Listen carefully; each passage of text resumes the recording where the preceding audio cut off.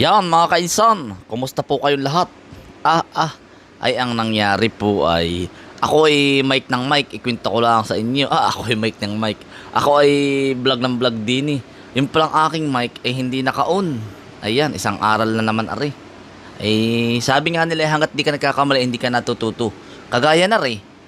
Ay di alam ko na ngayon sa susunod. Yan. Kami nga po pala ay voice over po ari. Working nga ngayon ako nag-voice over ay. Naguhukay po kami ng kamote. Yan, nagsisimula na po uli. Yan, mga naglalakihang kamote. Yan, ang kasama ko po diyan, yan, yung aking anak na bunso. Yan. At kasama ko rin po sina Kambal. Yan. Otoy, kumusta ka na? Ay, ang tatay mo nagbo-voice over. Yan, panay po ang hukay. Kasama ko din po ang si Bukuman. Yan. Nakaupo at naiinitan. Kasama ko rin po ang Kuya Raymond. Yan, ang kasama natin simula pagkabata. Siya po ay maedad lang sa akin ng 4 na taon. Ngayon po ay kaperbahay na namin at kasamahin na araw-araw. Tapos ay kasama natin din si Bombay at saka si Bungboy. Ay mga tuwan-tuwa po paghuhukay. Ay talagang yanong mamitig lahat po. Kaya naman panay ang hukay ay. Tiyan mo. Sabi nga ng iba ay kainsan ba't di mo araruhin? Ay saka na po. Malambot naman po ang lupa. Ay pag po inararo ko masisira po ang aking plat. At yan po ay mga kainsan ay tatamnan ko pa po yan ng talong at saka po pipino.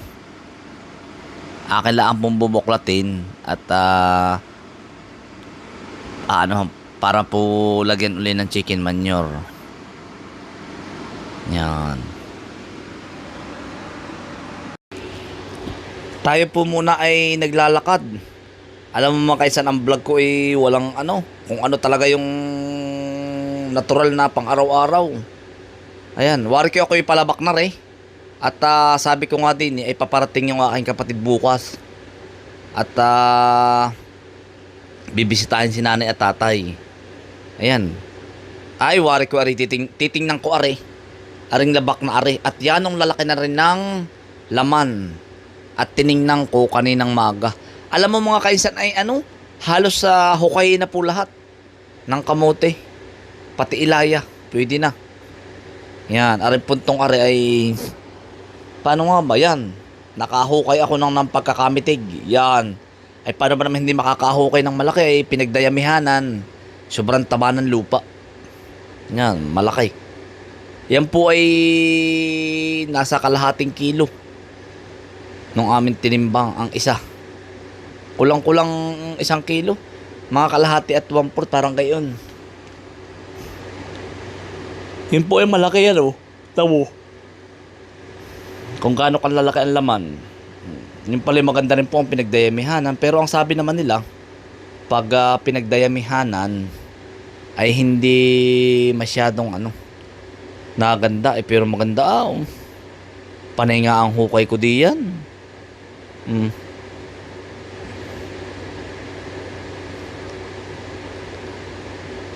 Ay marami din yung pa nga bang sinasabi ko diyan. Ay limot na ako. Yan, sabi ko huhukayin na yan bukas lahat. At maraming nabili. Ay kulang po ay kamote mga kainsan. Sa dami ng tao sa amin. At dyan sa bungad ay kulang ang kamote. Sa dami-dami ng tao. Ay ilang milyon ba ang tao sa Pilipinas? Talagang bibili at bibili. Kulang ay pagkain.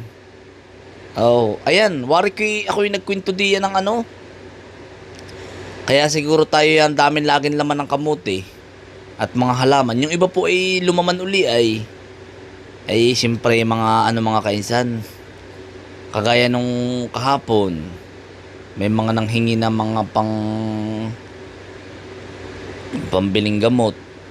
Yung iba Si nanay at si tatay wala daw hanap buhay. Yung mga kalapit barangay namin, siyempre hindi naman namin mahindian. O yan, ang akala nga nila kami kakandidato, hindi po.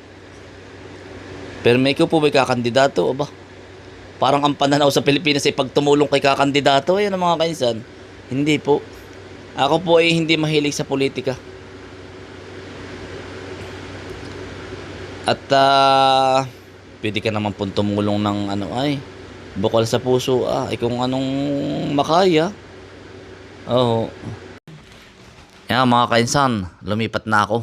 Nasa hagdan na ako. Din sa terrace. At doon sa kwarto po kinig ang electric pan kinig ang ikot Yan, sa puntong are, sinasabi ko ay utol, puno na are. At si mother mo inaandi yan Oo, yan. At utol, aring anong are, yung labak ay bukas na maga ay ating pipitasin na. Iya. Amin pong pipitasin na. Kagaya kahapon mga kainsan kami ay naghukay.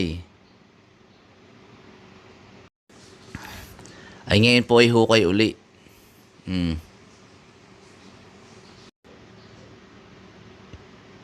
Tulong-tulong na po kami pagsisilid po. At yung anak ko po ay maya ay pauwi na at duty po sa simbahan. Ay si Kuya Raymond ay panay ang dakot.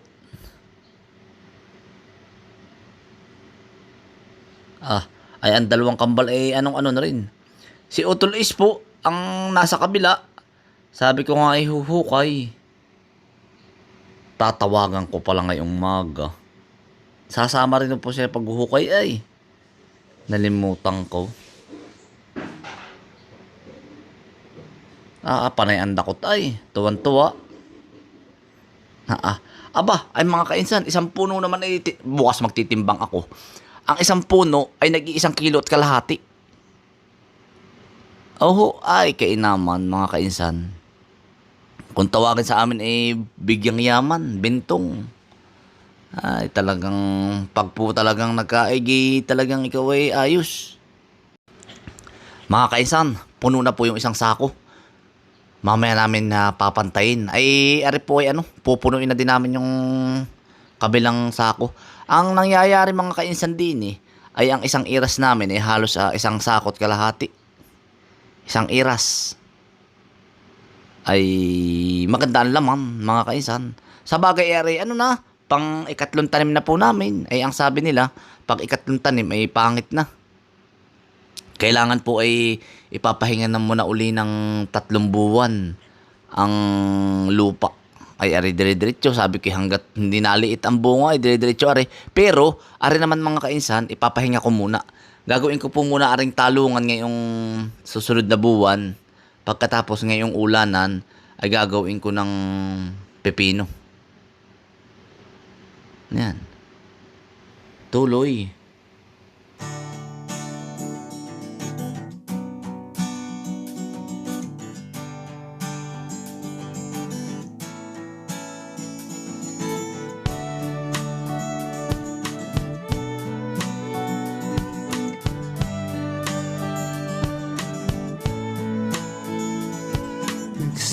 Sa mahirap, kapalaran ay hinanap. Patuloy na nangarap, ang lahat ay nagsisikap. Magkasamang naangat, tayong lahat sapagkat tayo'y isang buong pamilya. Hinubog sa gabay ng aming magulang na tumbasan ang anumang alaga at kayamanan, ang mga natutunan. Halika na mga kainsan, kami patuloy na samahan, tunay na samahan, ng pamilya ating tulingan. Halika na mga kainsan, tayo ay walang iwanan sa pangarap at kinabukasan hanggang sa makamtan.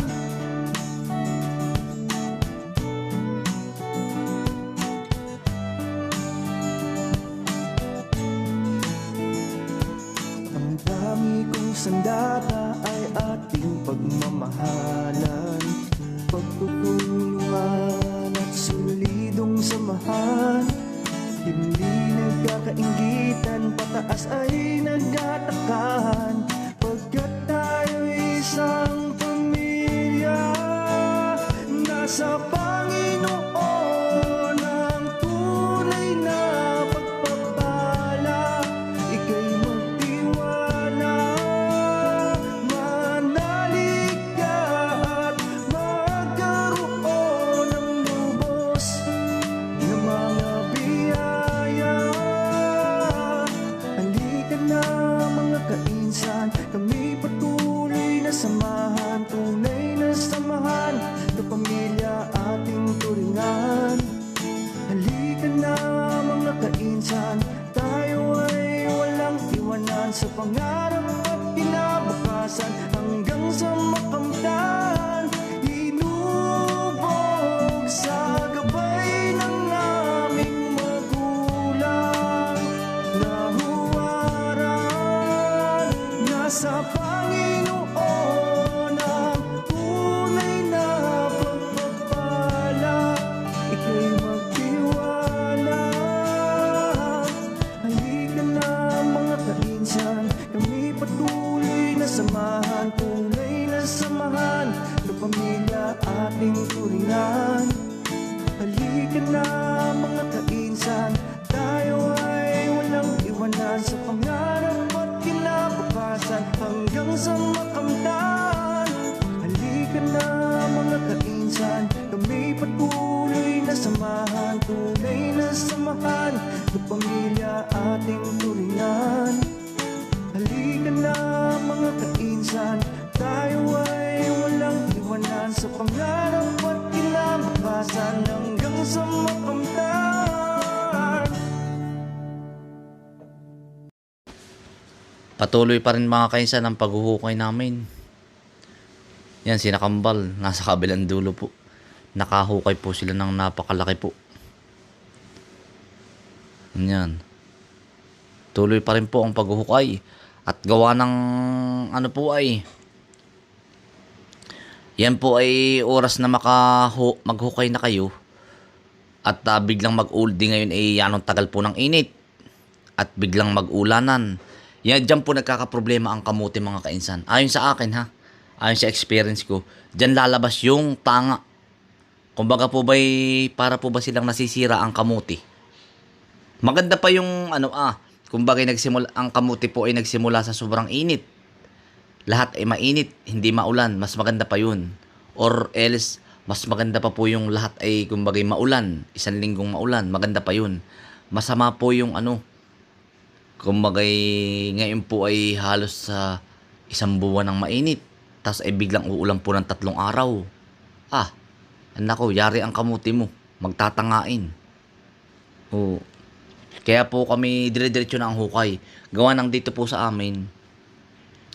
Pag nagpitsakin sina po ng Mayo hanggang 29, yan po'y paulan-ulan na. Pero hindi naman talaga dagsapa ang ulan. Pero paulan-ulan na po yan. Basang-basa ko na po ang panahon sa amin. Pero May, June po, medyo na ulan na. July, nainit na uli. August, pag ang August po, yan po ay taghipon. Yan po ay bigla na lang pag nakaulan, maulan. Pero kalimitan po yan, sobrang init. Isang buwan po yan. Santing ang init.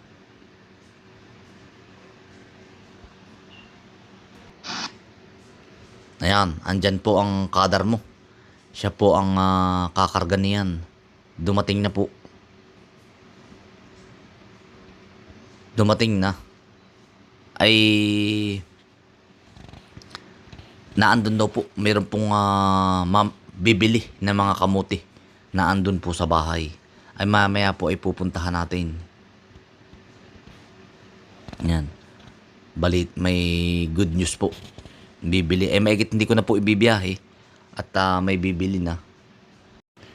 Gawa ng mga kainsan ay natutokyan na rin ng mga mamimili. Di sa susunod po niyan, direct na po sila sa akin. Yung iba po, natututo ng mga kainsan. Hindi kaya magalit ng aking mga kahangga din eh. Madaling araw po ay ako'y bunganga ng bunganga din. Ako'y pagkakaaga pong gumising. Siya nga po pala mga kainsan. Ako po'y 2:00 ay nagising na ng madaling araw. Nag-i-edit. At sa mga naghahanap nga po pala ng aking editor, mga kainsan, graduating po siya ngayon. Nung minsan pumasok, nung nakaraang linggo, ngayon po siya ay graduating na. Isang IT po yun Information Technology sa SLSU. Magaling po mag-aral yung batang yun. Ay ngayon, graduating na siya ngayong June. June pala ang graduate niya. Ang malapit na mga kainsan. Yan.